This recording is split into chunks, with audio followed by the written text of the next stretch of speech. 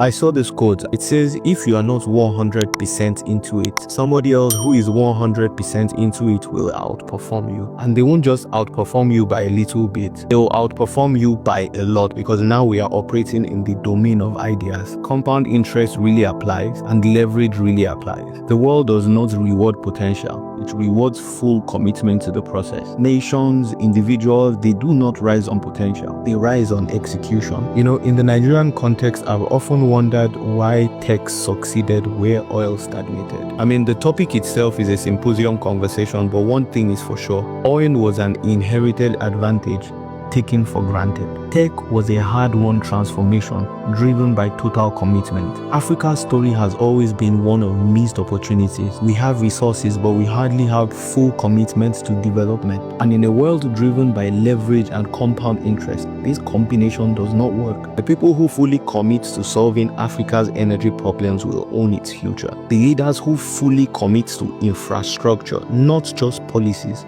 will shape history. The entrepreneurs who can see beyond survival to global scalability will be the wealthiest on the continent. We are in an era where half-hearted commitments will not only make you lose, it will lead you straight to irrelevance. So, go all in, fully commit, because anybody who is not doing that is just an observer.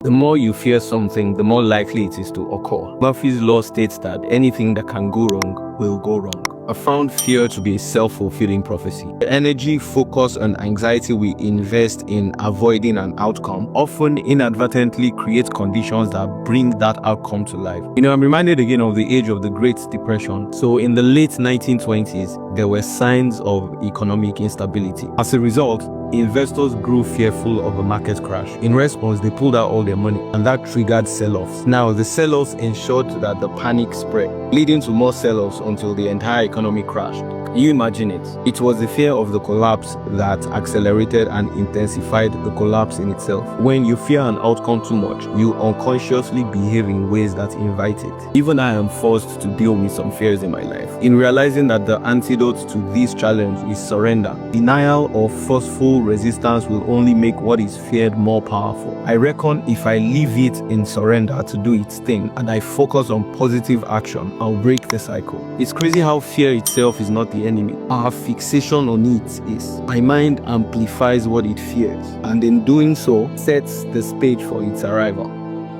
The more truth you can accept about yourself without escaping into denial, the greater your potential for growth. Greatness is not just about talent. It's about the ability to absorb hard truths and then refine oneself in the fire of reality. We all think we are the best thing after sliced bread, and so we externalize responsibility and accountability. You can't do life without being fully aware of your strengths and your weaknesses. A sprinter doesn't get carried away by the beauty of his running shoes while being oblivious to the fact that they are a few centimeters bigger than his feet. He will not win the race. The truths that we are afraid of will not disappear because we run away from them. They will only grow heavier on our backs. So before you set out, carry your shadow.